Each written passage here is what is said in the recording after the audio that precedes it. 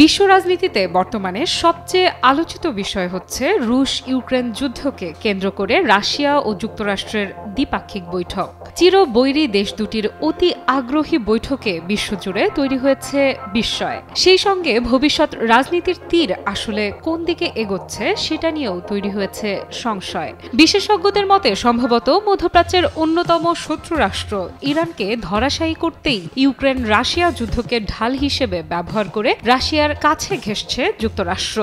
সম্প্রতি ইউক্রেন যুদ্ধ বন্ধে সৌদি আরবে টানা 4 ঘণ্টা আলোচনা করেছে রাশিয়া ও যুক্তরাষ্ট্রের প্রতিনিধি দল। এ আলোচনাকে ইতিবাচক বলেছেন ক্রেমলিনের প্রতিনিধি।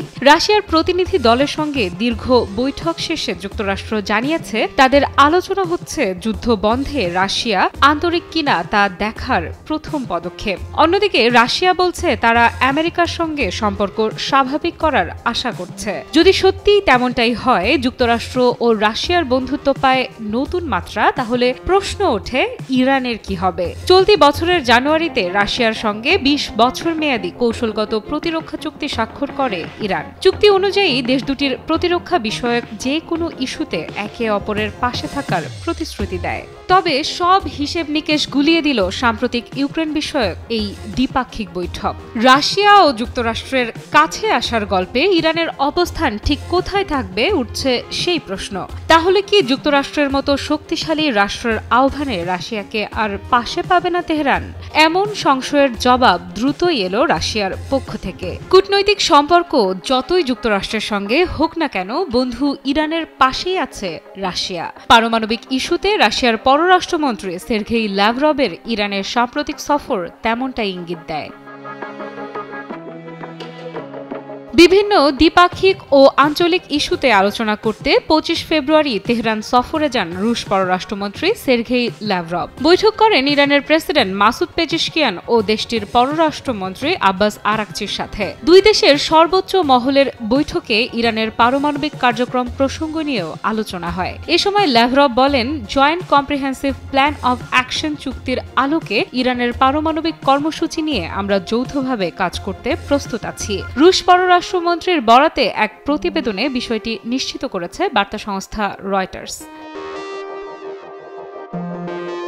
Joint comprehensive plan of action বা জেসিপিওএ হল 2015 সালে বিশ্ব শক্তিগুলোর সঙ্গে করা ইরানের পারমাণবিক চুক্তি। এই চুক্তির আওতায় ইরানের ওপর থেকে কিছু অর্থনৈতিক নিষেধাজ্ঞা প্রত্যাহার করা হয়েছিল, যার বিনিময়ে নিজেদের পারমাণবিক কর্মসূচির কার্যক্রম কমাতে সম্মত হয়েছিল তেহরান। তবে ট্রাম্পের প্রথম মেয়াদে ইরানের সঙ্গে সম্পর্ক গিয়ে ঠেকেছিল তলানিতে। 2018 সালে জেসিপিওএ প্রত্যাখ্যান করে ইরানের ওপর কঠোর নিষেধাজ্ঞা দিয়েছিলেন এই মার্কিন প্রেসিডেন্ট। ট্রাম্প জেসিপিওএ থেকে বের হয়ে যাওয়ার 1 বছর পর ইউরেনিয়াম সমৃদ্ধকরণের মাত্রা এবং সেন্ট্রিফিউজের সংখ্যা বাড়াতে শুরু করে ইরান। বর্তমানে দেশটি আর পারমাণবিক বোমা তৈরির দ্বার প্রান্তে নয়, বরং 6টি বোমা তৈরির সক্ষমতা ইতোমধ্যেই অর্জন করেছে। এমনটাই খবর খোদ আন্তর্জাতিক আণবিক শক্তি সংস্থা বা আইএই এর। সংস্থাটির দাবি, সাধারণত 90% বিশুদ্ধ ইউরেনিয়াম দিয়ে পরমাণু অস্ত্র তৈরি করা যায়, আর ইরানের কাছে বর্তমানে 60% ওপরে বিশুদ্ধ ইউরেনিয়াম রয়েছে। এ বিষয়ে আইএই এর প্রধান রাফায়েল গ্রসি বলেন, ইরানের কাছে 250 কেজি ওজনের ইউরেনিয়াম আছে, যার বিশুদ্ধতার মাত্রা 60%-এর ওপরে। দেশটি যদি আরও বিশুদ্ধ ইউরেনিয়াম সংগ্রহ করে ফেলে, তবে সেগুলো দিয়ে 6টি পারমাণবিক বোমা তৈরি করা যাবে। রাফায়েল গ্রসির এই সতর্কবার্তা ইরানের শত্রু রাষ্ট্রগুলোর জন্য তৈরি করেছে তীব্র সংকট। মূলত ইরানের প্রতি পশ্চিমাদের এত আক্রোশের কারণ দেশটির পারমাণবিক সক্ষমতা। দেশটি যদি পারমাণবিক শক্তিধর রাষ্ট্রে পরিণত হয়, তাহলে যুক্তরাষ্ট্র হারাবে তার একচ্ছত্র আধিপত্য। তাই যুক্তরাষ্ট্র যে কোনো মূল্যে তেহরানকে ঠেকাতে মরিয়া। নতুন মার্কিন প্রশাসন ইরানের ওপর চাপিয়েছে ম্যাক্সিমাম প্রেসার 2.0 স্ট্র্যাটেজি, যার মূল উদ্দেশ্য ক্রমবর্ধমান ইরানের সফলতার ডানা কেটে দেয়া। নিষেধাজ্ঞার বেড়াজালে আটকে ইরানকে আলোচনার টেবিলেও আহ্বান জানিয়েছে যুক্তরাষ্ট্রের প্রেসিডেন্ট ডোনাল্ড ট্রাম্প। তিনি বলেন, ইরানে বোমা হামলার পরিবর্তে দেশটি যেন পারমাণবিক অস্ত্র না পায় সেরকম চুক্তিতে পৌঁছাতেও দ্বিধা নেই যুক্তরাষ্ট্রের। স্বভাবতই এমন প্রকাশ্য বেপরোয়া বক্তব্য সহজভাবে নেয়নি ইরান। ডোনাল্ড ট্রাম্পের বল প্রয়োগের হুমকিকে বেপরোয়া এবং উস্কানিমূলক বক্তব্য হিসেবে অভিহিত করেছে দেশটি। সেই সঙ্গে যে কোনো আগ্রাসনের ইরানের পরিণতি ভয়াবহ হবে বলেও সতর্ক করেছে তেহরান।